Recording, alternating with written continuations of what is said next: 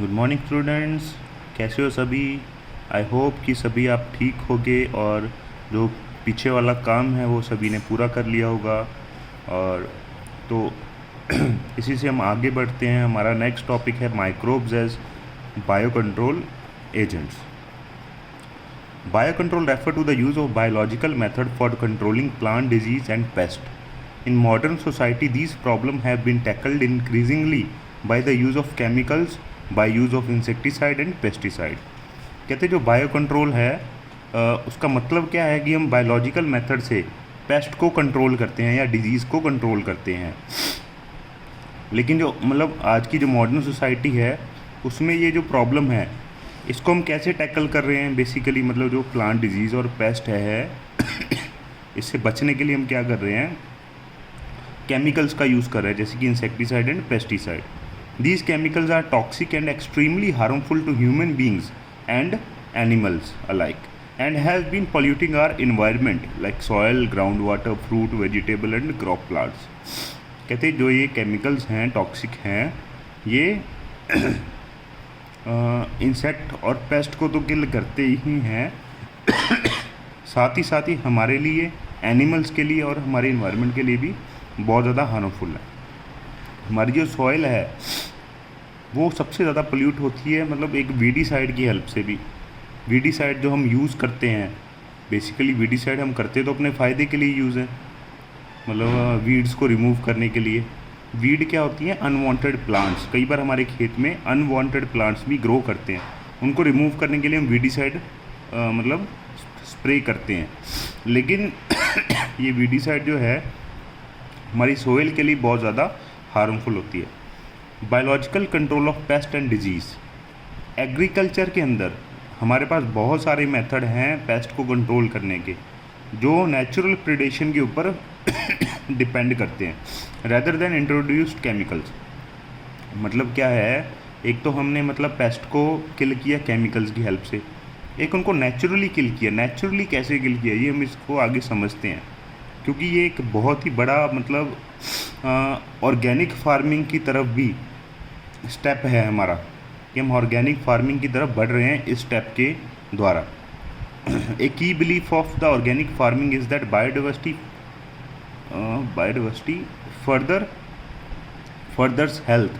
The more variety a landscape has, the more suitable it is. The organic farmer therefore works to create a system where the insects that are sometimes called pests are not eradicated, but instead are kept at manageable level by a complex system to check and balance within a living and vibrant ecosystem. कहती ये क्या होता है, मतलब जितना ज़्यादा landscape होगा, जितना ज़्यादा लैंड का एरिया होगा, वहाँ पे उतनी ज़्यादा ही लाइक इंसेक्ट होंगे, जिसको हम पेस्ट भी बोल देते हैं। लेकिन हम उनको किल नहीं करते सभी इंसेक्ट को हम किल नहीं करते। कुछ इंसेक्ट ऐसे होते हैं जिसको हम मतलब यूज़फुल तरीके से मैनेज करते हैं। नहीं समझे आप बात? ओके, दोबारा हम समझ जाते हैं। मतलब कुछ इंसेक्ट देखिए, कुछ तो होते हैं हार्मफुल इंसेक्ट, कुछ होते हैं यूज़फुल इंसेक्ट हमारे लिए। जब हम केमिकल्स का इस्तेमाल करते हैं तब हार्मफुल एंड यूज़फुल दोनों इंसेक्ट ख़त्म हो जाते हैं।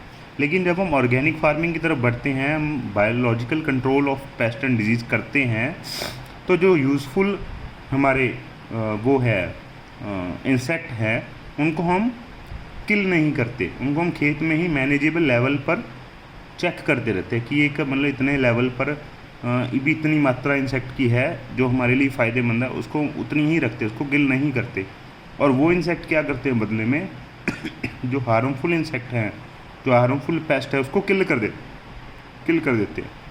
वो हमारे लिए कोई नुकसानदायक नहीं होते खुद, लेकिन वो हार्मफुल पेस्ट को किल कर देंगे। उसी तरह इससे क्या होता है, जो केमिकल मेथड हैं वो भी कम होते हैं, तो मतलब केमिकल का यूज़ करते हैं उसमें भी कमी देखने को मिलती है। ओके, तो this is holistic approach that seeks to develop an understanding of the webs of interaction between the myriad of organisms that constitute the field fauna and flora.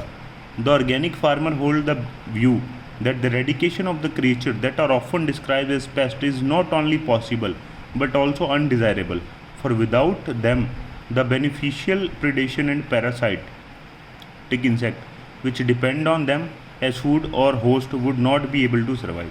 बिल्कुल सही बात है।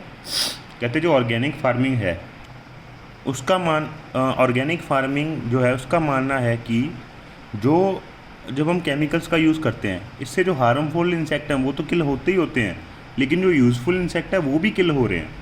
और उनके किल होने से हो क्या रहा है, मतलब जो यूज़फुल इंसेक्ट हैं वो हार्मफुल इंसेक्ट को खा जाते हैं, लेकिन हमने केमिकल की हेल्प से दोनों को ही ख़त्म कर दिया, जो कि हमारे फील्ड के लिए, हमारे खेत के लिए अच्छी चीज़ नहीं होती।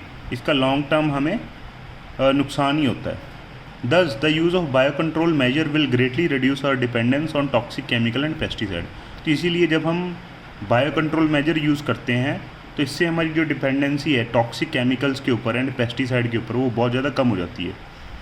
एक इम्पॉर्टेंट पार्ट है बायोलॉजिकल फार्मिंग का, वो क्या है, मतलब जो डिफरेंट तरह के जो प्रीडेटर हैं हमारे फील्ड में उनको हम वहाँ पे ग्रो करवाते हैं, बल्कि किल करने की वजह ग्रो करवाते हैं।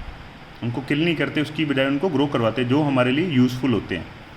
ठीक है, ये एक बहुत ही मतलब इम्पॉर्टेंट पार्ट है बायोलॉजिकल फार्मिंग का, कि जो प्रीडेटर हैं as well as pest are also their life cycle pattern of feeding and the habitats that they prefer.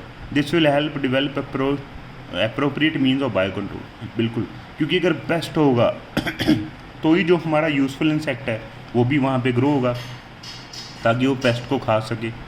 Okay, तो ये जो है एक बहुत ही इम्पॉर्टेंट पार्ट है बायोलॉजिकल फार्मिंग का, किसमें हम क्या करते हैं, जो प्रीडेटर है पेस्ट का, मतलब पेस्ट जो है वो है हार्मफुल ऑर्गेनिज्म, उसका प्रीडेटर कौन सा हो गया, यूज़फुल इंसेक्ट जो हार्मफुल इंसेक्ट को खाएगा। ठीक है, ये द वेरी फेमिलियर बीटल, अभी ये एग्जाम्पल हम पढ़ते हैं। बीटल है रेड एंड ब्लैक मार्किंग वाला, जिसको हम लेडी बर्ड या फिर ड्रैगन फ्लाइज भी बोल देते हैं। ये एफिड एंड मॉस्किटो को खाने में बहुत ज़्यादा मदद करती हैं, मतलब इनको खाती हैं। एफिड एंड मॉस्किटो को खा जाते हैं lady bird and dragon fly, and हमारे खेत और फसल को बचाने में बहुत ज़्यादा हेल्प करती हैं। एक और एग्जांपल है माइक्रोबियल बायो कंट्रोल एजेंट का, जिसको हम बोलते हैं बैसिलस थुरिजेंसिस BT, जो बटरफ्लाई के कैटरपिलर को कंट्रोल करने में, उसको किल करने में हेल्प करता है। नॉर्मली क्या होता है, जो जैसे कि कॉटन की एग्जांपल लें हम, कॉटन के ऊपर जो बटरफ्लाई का लार्वा होता है या कुछ बॉल वॉर्म्स होते हैं, ये क्या करते हैं, उसको खा जाते हैं। जो मतलब कॉटन का जो सीड होता है उसके अंदर जो जूस होता है ये उसको सारा सक कर लेते हैं और उसको बिल्कुल ही मतलब यूज़लेस बना देते हैं। तो उसके लिए साइंटिस्ट ने एक चीज़ बनाई, BT, बैक्टीरिया से लिया, बैसिलस थुरिजेंसिस। ओके, बैसिलस थुरिजेंसिस बैक्टीरिया है ये, बैसिलस थुरिजेंसिस, इसको लिया। इसको मतलब ये आजकल तो सैशे की फॉर्म में भी आते हैं, पैकेट्स की फॉर्म में आते हैं, इनको ड्राई किया होता है, स्पोर्स होते हैं ये, तो इनको पानी में हम मिक्स करके प्लांट्स के ऊपर स्प्रे कर देते हैं, फ्रूट ट्रीज या ब्रेसिकास के ऊपर स्प्रे कर देते हैं।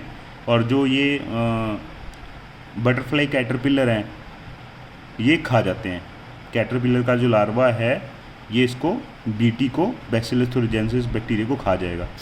तो जैसे ही ये बैक्टीरिया गट के अंदर जाएगा लार्वा के, जो टॉक्सिन है वो रिलीज़ हो जाएगा लार्वा के पेट में और लार्वा किल हो जाएगा। ओके, जो ये BT के अंदर टॉक्सिन है ना, बैसिलस थुरिजेंसिस के अंदर जो जहर है, ये लार्वा के पेट के अंदर जाके एक्टिवेट हो जाएगा, क्योंकि जो लार्वा के पेट का जो वो है गैस्ट्रिक जूस है उसके साथ मिक्सअप होके BT एक्टिव हो जाता है और उसके पेट में स्पोर्स कर देता है।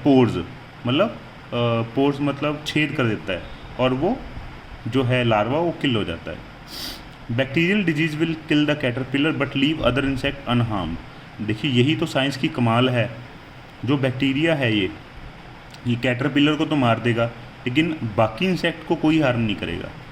क्यों? क्योंकि जो डेवलपमेंट मेथड है जेनेटिक इंजीनियरिंग का, यही तो साइंस का हमारा सबसे बड़ा कमाल है। जेनेटिक इंजीनियरिंग की हेल्प से हमने इस तरीके से वो वायरस को बैक्टीरिया को मॉडिफाई कर दिया कि वो सिर्फ मतलब ये बटरफ्लाई के कैटरपिलर जो हैं उसके लार्वा के अंदर ही जाके एक्टिवेट होता है। उसके जो जीन्स है उसके साथ मिलके ही एक्टिवेट होता है। Such plant are resistant scientist have introduce B thuringiensis toxin gene into plants. अच्छा, अभी तो देखिए साइंटिस्ट ने प्लांट के अंदर भी ये जो बी थोरिजेंसिस टॉक्सिन जीन है वो इनकॉर्पोरेट कर दिए, मतलब प्लांट के अंदर ही डाल दिया सीधा। पहले तो हमें स्प्रे करना पड़ता था, अभी कुछ प्लांट्स के अंदर भी ये सीधा डाल दिया। ऐसे जो प्लांट्स होते हैं वो डायरेक्टली इंसेक्ट रेजिस्टेंट होते हैं, इंसेक्ट पेस्ट रेजिस्टेंट होते हैं। मतलब उन प्लांट्स को जब ये खाते हैं पेस्ट, तो प्लांट को जब खाते हैं तो प्लांट के अंदर तो क्या पड़ा है, ये बैसिलस थोरिजेंसिस, तो वो खुद ब खुद ही मर जाते हैं। BT cotton is such example which is being cultivated in some state of our country. You learn more about chapter 12। एक और बायोलॉजिकल कंट्रोल है being develop for use in treatment of plant disease is the fungus Trichoderma. एक fungus है Trichoderma, ठीक है। ये भी कुछ प्लांट डिजीज़ को कंट्रोल करने में हम इसका फ़ायदा लेते हैं, फंगस का। ट्राइकोडर्मा जो है फ्री लिविंग फंजाई है जो कॉमनली रूट इकोसिस्टम में हमें मिलती है, मतलब प्लांट्स की रूट में मिलती है। They are effective bio control agents of several plant pathogens. बहुत सारे प्लांट पैथोजेंस का ये बायो कंट्रोल एजेंट है, मतलब जो प्लांट को बीमारियां रूट के जरिए जाती हैं तो वहाँ पे कौन बैठा होता है, ट्राइकोडर्मा। ट्राइकोडर्मा उन बीमारियों को किल कर देता है। ओके, बैक्यूलो वायरसेस, ये भी कुछ पैथोजन है जो इंसेक्ट कुछ या फिर कुछ अदर आर्थ्रोपोड को अटैक करते हैं।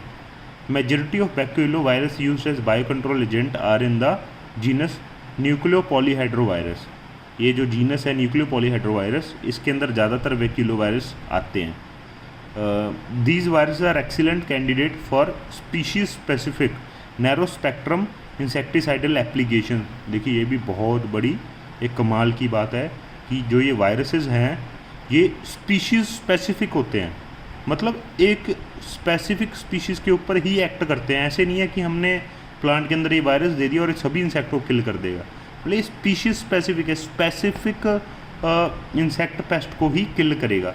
नैरो स्पेक्ट्रम है इनका, बहुत ही कम रेंज में काम करते हैं, मतलब बहुत ही कम तरह के जो पेस्ट हैं उनके ऊपर काम करते हैं। They have been shown to have no negative impact on plant, mammal, bird, fish और इवन नॉन टारगेट सेल्स। तो इनका इन सभी के ऊपर कोई इफेक्ट नहीं होता, जो कि बहुत अच्छी बात है। This is specially desirable when beneficial insect are being conserve to aid in overall integrated pest management IPM program और when an ecologically sensitive area is being treated. तो कहते हैं ये वायरसेस बहुत ज़्यादा काम आते हैं जब हम जो पेस्ट मैनेजमेंट है, किसी फील्ड में पेस्ट मैनेजमेंट कर रहे हैं, मतलब जो हमारे मान लीजिए डिज़ायरेबल जो इंसेक्ट हैं वो भी हम फील्ड में ग्रो कर रहे हैं और हम चाहते हैं कि वो ना मरे, सिर्फ जो हार्मफुल इंसेक्ट है वही मर जाएं, तो उसमें इनका बहुत बड़ा रोल आता है। क्यों आता है? क्योंकि देखिए अब आप खुद ही सोचिए, एक फील्ड में हम यूज़फुल इंसेक्ट ग्रो कर रहे हैं लेकिन वहाँ से हमने हार्मफुल पेस्ट को डिलीट करना है या उनको मारना है, किल करना है, तो उसके लिए हम ये वाले वायरस का इस्तेमाल करेंगे क्योंकि इससे हार्मफुल मर जाएंगे और जो यूज़फुल हैं वो वहीं के वहीं रहेंगे। हो गया ना, इससे हमारा दोनों एक तीर से दो शिकार हो जाएंगे। ओके, तो हमारा नेक्स्ट टॉपिक है माइक्रोब्स एंड बायो फर्टिलाइज़र। इस टॉपिक को आप पढ़िए, ध्यान से समझिए, सारे चैप्टर्स के नोट्स बनाते रहिए और अपना काम जो है अच्छे से करते रहिए। और एक और बात है जो बहुत बड़ी, आप सभी को मैं कॉन्ग्रेचुलेशंस कहना चाहता हूं क्योंकि हमारा लास्ट +2 का भी जो रिज़ल्ट है वो बहुत ही ज़बरदस्त रहा है। आप सभी ने देखा ही होगा न्यूज़ के अंदर 90% से ऊपर स्कोर करने वाले बच्चे, मोर देन 20 से ज़्यादा बच्चे हैं हमारे जो जिन्होंने 90 से ऊपर स्कोर किया है। और मैं आप सभी को भी बेस्ट विशेस देता हूं कि आप सभी अभी से जुट जाइए, पूरी मन लगा के तैयारी करिए ताकि अगली बार हमारा 90 से ऊपर बच्चे जो हैं, 90 से ऊपर स्कोर करने वाले बच्चों की जो गिनती है वो मोर देन 50 हो। ओके, तो आप मन लगा के पढ़िए, हम हर टाइम आपके साथ हैं। कभी भी आप हमारी हेल्प की ज़रूरत पड़े तो आप जब मर्जी हमें कॉल करिए, मैसेज करिए, और इस वीडियो की डिस्क्रिप्शन में मैं अपना नंबर भी शेयर कर दूंगा। आपको कोई भी दिक्कत आए तो आप जब मर्जी हमें कॉल मैसेज कर सकते हो। Thank you.